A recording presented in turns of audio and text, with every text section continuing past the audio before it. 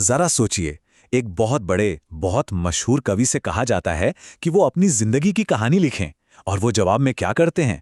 वो एक कविता लिख देते हैं, ये बताने के लिए कि वो अपनी कहानी क्यों नहीं लिखेंगे। है ना ये एक अजीब सी दिलचस्प बात? तो सवाल यही उठता है, आखिर क्यों? क्यों कोई इतना बड़ा, इतना सम्मानित कवि अपनी जिंदगी की कहानी दुनिया के सामने रखने से मना कर देगा? इसी गुत्थी को आज सुलझाने की कोशिश करेंगे।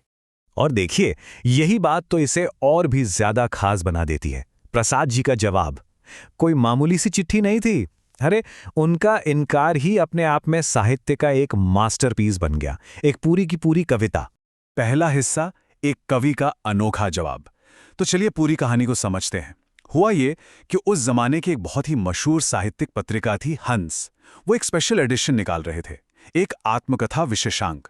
और इसके लिए उन्होंने उस दौर के एक बहुत बड़े लेखक जयशंकर प्रसाद जी से कहा कि वो भी अपनी कहानी लिखें। अब उनके दोस्तों ने, एडिटर्स ने, सब ने बहुत जोर डाला, बहुत मनाया, लेकिन प्रसाद जी टस से मस नहीं हुए। और जानते हैं, इसी दबाव और इनकार की कश्मकश से क्या निकला? एक शानदार कविता, आत्मकथ्य। एक कविता जो उनके ना कहने की वजह दूसरा हिस्सा, खाली गागर जैसा जीवन। तो सवाल यह है कि प्रसाद जी ने मना क्यों किया? देखिए, इसका जो पहला और सबसे सीधा कारण था, वो थी उनकी जबरदस्त विनम्रता। प्रसाद जी अपनी कविता में एक बड़ी कमाल की लाइन लिखते हैं। वो कहते हैं, तुम सुनकर सुख पाओगे, देखोगे ये गागर रीति। मतलब वो अपने जीवन को एक खाली घड़े, एक खाली गागर जैसा देख रहे थे। उन्हें लगता था कि इसमें ऐसा कुछ है ही नहीं जो किसी को सुनाया जाए, कोई महान कहानी है ही नहीं। तो ऐसा क्यों लगा उन्हें? देखिए, वो मानते थे कि उनके पास बताने लायक कोई बहुत बड़ी बड़ी उपलब्धियां हैं ही नहीं।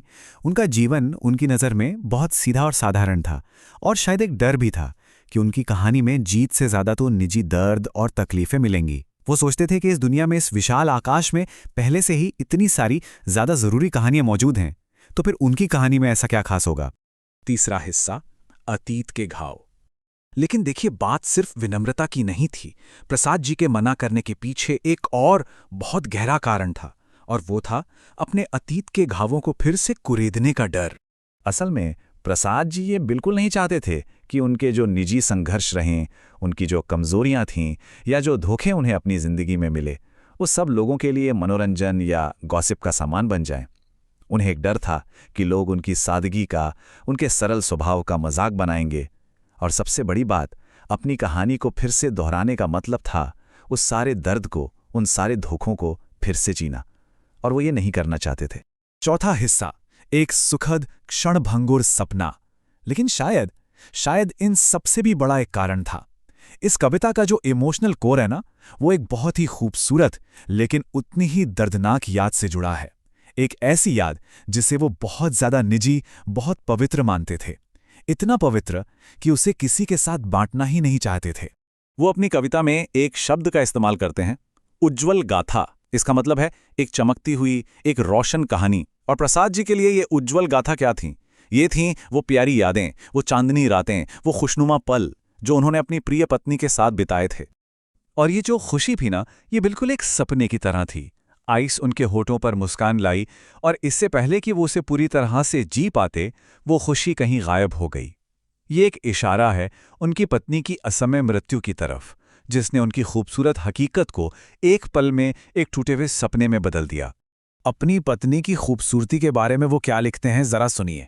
जिसके अरुण कपोलों की मतवाली सुंदर छाया में अनुरागिनी उषा लेती थी निज सुहाग मधुमाया में। मतलब वो कह रहे हैं कि सुबह की जो पहली किरण होती है ना, जो भोर की लालिमा होती है, वो भी अपनी रंगत उनकी पत्नी के गालों से उधार लेती थी। सोचिए, कितनी गहरी और कितनी खूबसूरत थी वो याद। पांचवां हिस्सा, यात्रा के लिए स्मृति। तो सवाल ये है कि इन कीमती यादों का हुआ क्या? भले ही ये यादें दर्दनाक थीं, पर यही यादें उनकी बाकी की जिंदगी के लिए ताकत का इकलौता जरिया बन गई। कविता में एक और बहुत ही जरूरी शब्द आता है, पाथेय। अब पाथेय का मतलब क्या होता है? इसका मतलब है वो खाना या वो सहारा जो कोई मुसाफिर एक लंबे सफर पर अपने साथ रखता है, ताकि मुश्किल रास्ते पर हिम्मत बनी रहे, सफर कट सके। और प्रसाद जी यही कहते हैं। वो कहते हैं कि उनकी पत्नी की जो यादें हैं, बस वही उनकी जिंदगी के इस लंबे, थका देने वाले सफर का इकलौता पाथेय हैं। यही वो सहारा है जो उन्हें हर मुश्किल में आगे बढ़ने की हिम्मत देता है। और जाहिर है वो इस सहारे को, अपनी इस ताकत को किसी के साथ भी बांटना नहीं चाहते थे। छठा और आखिरी हिस्सा, अनकही कहानी। और यहीं पर हम घूमकर वापस उसी शक्तिशाली विरोधाभास पर आ जाते हैं जहां से ये सारी बात शुरू हुई थी। तो ये महान विरोधाभास है क्या? जरा सोचिए, एक ऐसी कविता जो लिखी ही इसलिए गई कि आत्मकथा नहीं लिखनी है, लेकिन वो कविता ज्यादातर आत्मकथाओं से कहीं ज्यादा कह जाती है। ये प्रसाद जी की विनम्रता और उनकी ईमानदारी को दिखाती है। ये उनकी सबसे पवित्र, सबसे निजी यादों को दुनिया की नज़रों से बचाती है।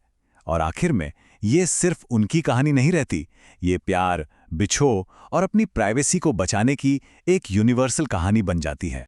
तो आज के इस दौर में जब हर कोई अपनी जिंदगी को एक खुली किताब की तरह पेश कर रहा है, प्रसाद जी का ये इनकार एक बहुत जरूरी सवाल खड़ा करता है।